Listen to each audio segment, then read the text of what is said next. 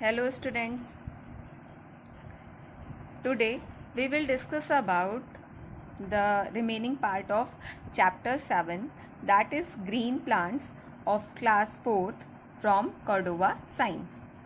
In previous lecture we had discussed about leaf and its parts and about the functions of leaf and about the process of photosynthesis, how plants make their food and how plants use their food for their growth and different processes. Now we will discuss about some unusual plants and about food chain and the interdependence of plants and animals. So let's start. Some unusual plants. We have just learned that plants make their food in green leaves. But there are some plants that do not have leaves and some others that do not have green leaves. How do they make their food? क्या है? Previous lecture में हमने क्या पढ़ा था कि plants जो food बनाते हैं वो कैसे बनाते हैं, अपनी ग्रीन लीव्स की हेल्प से. बट यूनिवर्स में बहुत सारे प्लांट्स ऐसे भी हैं जिनमें लीव्स ही नहीं होती हैं और कुछ प्लांट्स ऐसे होते हैं जिनमें लीव्स होती हैं बट वो ग्रीन कलर की नहीं होती हैं. तो वो जो प्लांट जिनके पास लीव्स नहीं होती हैं या जिनकी लीव्स ग्रीन कलर की नहीं होती हैं वो कैसे फूड बनाते हैं, let's see. A cactus plant does not have leaves. जैसे कि देखा भी होगा बहुत लोगों ने कैक्टस प्लांट को कि कैक्टस प्लांट की लीफ नहीं होती है as it is shown in figure. ये कैक्टस का प्लांट है, इसमें कहीं भी लीफ नहीं होती है. It has spines. इसमें क्या होती हैं? स्पाइंस होती हैं. It has a thick and fleshy green stem. इसमें क्या होती है? ये बहुत ही थिक होता है, मीन्स मोटा होता है, और फ्लैशी ग्रीन स्टेम होती है, बहुत ही मतलब चौड़ा सा ग्रीन स्टेम होता है. It makes its food in its fleshy stem by the process of photosynthesis. अब कैक्टस प्लांट में होता है, जैसे अदर प्लांट में होता है कि ग्रीन कलर की जो लीव्स होती हैं वो फोटोसिंथेसिस के प्रोसेस की हेल्प से फूड बनाती हैं. बट कैक्टस में क्या होता है कि कैक्टस में जो लीफ तो होती नहीं है, इसलिए जो इसका ये जो ग्रीन कलर का फ्लैशी स्टेम होता है वही पूरे प्लांट के लिए फूड बनाता है. कैसे? With the help of process of photosynthesis. Next, the leaves of some plants like crouton have chlorophyll, but they appear dark red in color. अब नेक्स्ट प्लांट कौन सा है? क्रूटॉन. इसमें क्या होता है? लीफ होती है बट इनमें जो क्लोरोफिल प्रेजेंट होता है वो किस कलर में प्रेजेंट होता है? डार्क रेड कलर में. इसमें ग्रीन कलर का क्लोरोफिल नहीं होता है. This is because the red pigment present in them hides the green color of chlorophyll. Means यहाँ पे ये नहीं कहा गया है कि जो क्लोरोफिल होता है वो प्रेजेंट ही नहीं होता. क्लोरोफिल होता है बट इसमें वो ग्रीन कलर में भी होता है. बट इस प्लांट में, क्रूटॉन का जो प्लांट होता है, इसमें रेड कलर की इतनी एक्सेस होती है कि उसका जो ग्रीन कलर होता है वो छिप जाता है. So, such leaves can also make food by process of photosynthesis. Since crouton plant में क्या होता है? ग्रीन कलर प्रेजेंट होता है बट वो छुपा होता है. बट एग्जैक्टली वो प्रेजेंट तो होता है प्लांट में, इसलिए ये प्लांट भी क्या करते हैं? फोटोसिंथेसिस का प्रोसेस करते हैं और ये अपने इनकी जो लीव्स होती हैं वो अपने पूरे प्लांट के लिए फूड प्रिपेयर करती हैं. नेक्स्ट, डूडर और अमरबेल इज अ पैरासाइटिक प्लांट. ये क्या होता है? डूडर, और जिसको अमरबेल भी कहते हैं, ये क्या होता है? Parasitic plant. मीन्स जो प्लांट खुद से जो फूड प्रिपेयर नहीं करते हैं बल्कि ये फूड के लिए किसी दूसरे प्लांट पे डिपेंडेंट होते हैं. It is found hanging over other plants. Dodder क्या होता है? अमरबेल क्या होती है कि ये अदर जो दूसरे प्लांट होते हैं उस पर लटके हुए मिलते हैं. जैसा कि ये फिगर में दिखाया भी गया है कि इसकी जो अलग अलग ये झाड़ी की तरह है और ये ऊपर से दूसरे प्लांट के ऊपर से लटक रही है, हैंग हो रही है. It cannot make its own food and uses the food made by the host green plant. ये क्या होते हैं, डूडर क्या होते हैं, वो अपना प्लांट नहीं बनाते हैं और ये जो इस प्लांट पे रहते हैं, मीन्स जिस प्लांट के ऊपर ये हैंग हो रहे होते हैं, जो प्लांट इनका होस्ट प्लांट होता है, वो जो फूड प्रिपेयर करता है, ये जो प्लांट होते हैं वो भी होस्ट प्लांट के प्रिपेयर फूड से ही फूड लेते हैं. मीन्स ये अपना फूड खुद नहीं बनाते हैं. Next, this is some useful information. Molds and mushrooms do not have chlorophyll. क्या होता है, मोल्ड्स और मशरूम क्या होते हैं, इनमें क्लोरोफिल प्रेजेंट नहीं होता है. क्यों? क्योंकि इसमें देखिए ये रेड वाइट कलर के होते हैं, कहीं भी इसमें ग्रीन कलर प्रेजेंट नहीं होता है. और क्लोरोफिल की प्रेजेंस का एक मेन जो पॉइंट है वो क्या है कि वो ग्रीन कलर का होता है. सिंस ये वाइट कलर के होते हैं इसलिए इनमें क्लोरोफिल नहीं होता है. They can not make their food. White colour के हैं, मीन्स ये फोटोसिंथेसिस का प्रोसेस नहीं कर सकते, इसलिए ये अपना खाना नहीं बना सकते. They get their food from dead and rotting plants and animals. जैसे डूडर क्या करता है, दूसरे प्लांट पे रह के उसी प्लांट के वही प्लांट जो फूड बनाता है उसे लेता है, उसी तरह ये मशरूम और मोल्ड्स क्या करते हैं कि जो डेड और जो सड़े गले प्लांट एनिमल्स होते हैं उनसे अपना फूड लेते हैं. Next, energy flow in living organisms. We know that the sun is the main source of energy on the earth. ये सबको पता है, हमें पता है क्या कि जो अर्थ पे नेचुरल सोर्स का जो सबसे एनर्जी का जो नेचुरल सोर्स है उसका सबसे मेन सोर्स कौन सा है, सन है. Plants use sunlight along with water and carbon dioxide to make food.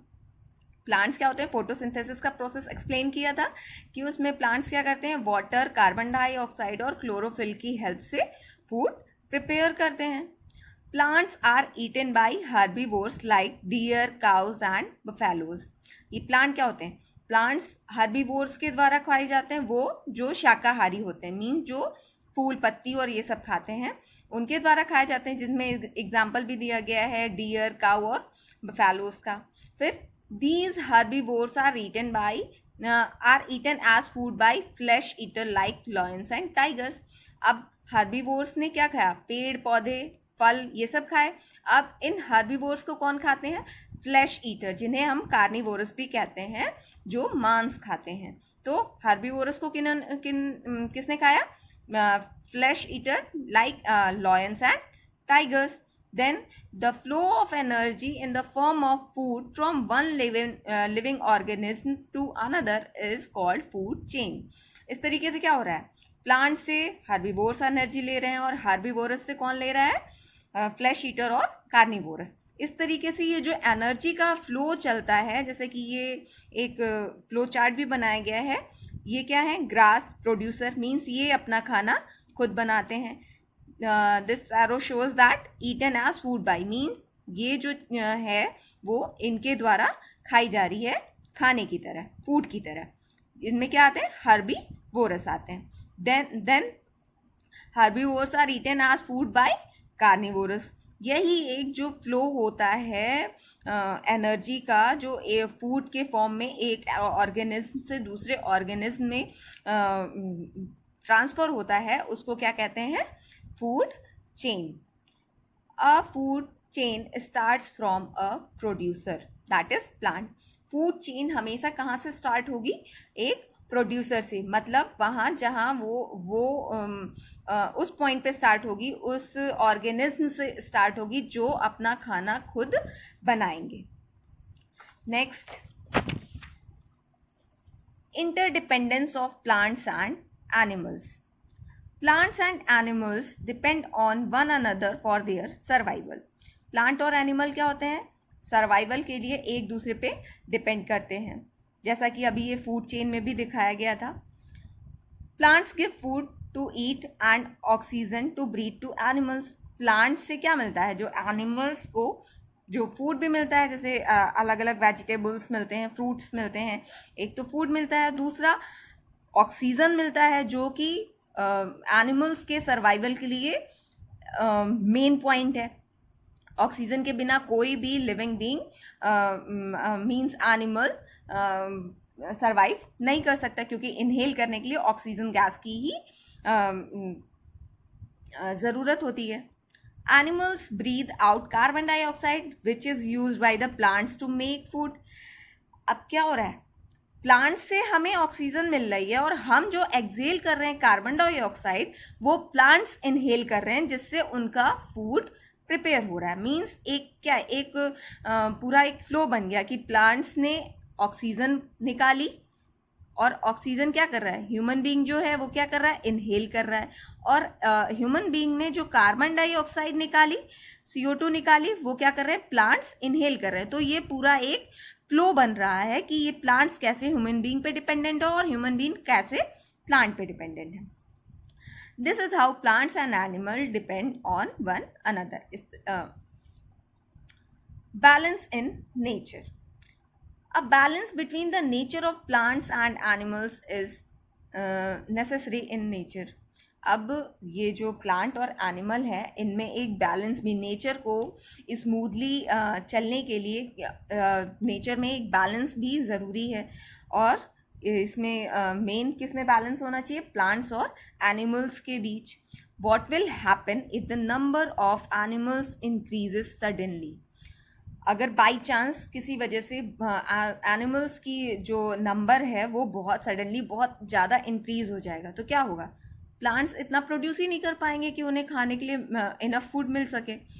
Let's see, it will be difficult for plants to supply enough food and oxygen to animals. As I said कि इतना वो production ही नहीं कर पाएंगे कि जितने भी animals हों उनके लिए सफिशिएंट अमाउंट में फूड और ऑक्सीजन प्रोवाइड हो सके। Similarly, if there is a sudden increase in number of plants, animals may not able to supply enough carbon dioxide to plants for the process of photosynthesis. अब अगर suddenly क्या हो जाए, plants बहुत ज़्यादा बढ़ जाए, प्लांट्स का नंबर बहुत ज़्यादा हो जाए, तो क्या होगा, एनिमल्स जितने भी हैं वो इतना एक्सहेल करके इतना कार्बन डाइऑक्साइड प्रोवाइड नहीं कर पाएंगे जिससे कि प्लांट्स को जो फोटोसिंथेसिस के लिए कार्बन डाइऑक्साइड की नीड होती है वो मिल सके। तो इसलिए क्या होता है, दोनों में एक बैलेंस होना ज़रूरी है कि जिससे कि दोनों ये प्लांट हैं और ये एनिमल्स हैं, दोनों एक दूसरे की नीड को फुलफिल कर सकें। अगर एनिमल्स बढ़ जाएंगे तब भी प्रॉब्लम होगी, अगर प्लांट्स बढ़ जाएंगे तब भी प्रॉब्लम होगी। इसलिए दोनों के बीच एक बैलेंस होना नेसेसरी है। What will happen if the number of either plants or animals decreases suddenly? अब अभी तो क्या था कि दोनों के अगर बाई चांस प्लांट्स बढ़ जाएं या एनिमल्स बढ़ जाएं, बट अगर कोई इसमें से कम हो जाए तो क्या होगा, it will disturb the balance in nature. इससे भी क्या होगा, नेचर में जो बैलेंस है नेचर का वो डिस्टर्ब होगा। कैसे कि प्लांट अगर कम हो जाएंगे तो क्या होगा,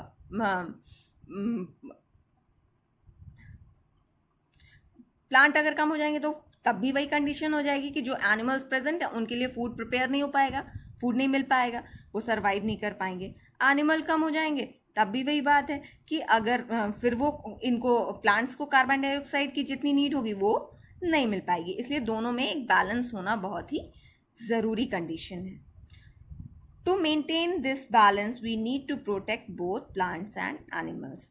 और ये जो एक प्लांट्स और एनिमल्स के बीच में जो एक बैलेंस है जो कि नेचर में बहुत ज़रूरी है, इसको मेंटेन करने के लिए क्या ज़रूरी है कि हमारे जो एनवायरनमेंट में प्लांट्स और एनिमल्स दोनों प्रेजेंट हैं उन्हें हम प्रोटेक्ट करें। ऐसा नहीं होता है जैसे कुछ एनिमल्स हैं जो एकदम एक्सटिंक्ट हो गए हैं, जो एकदम से ख़त्म हो गए हैं, एकदम ख़त्म होने की कगार पे हैं। ऐसा नहीं होना चाहिए, हमें उन्हें प्रोटेक्ट करना चाहिए। Okay class, this is all about chapter 7। Thank you class.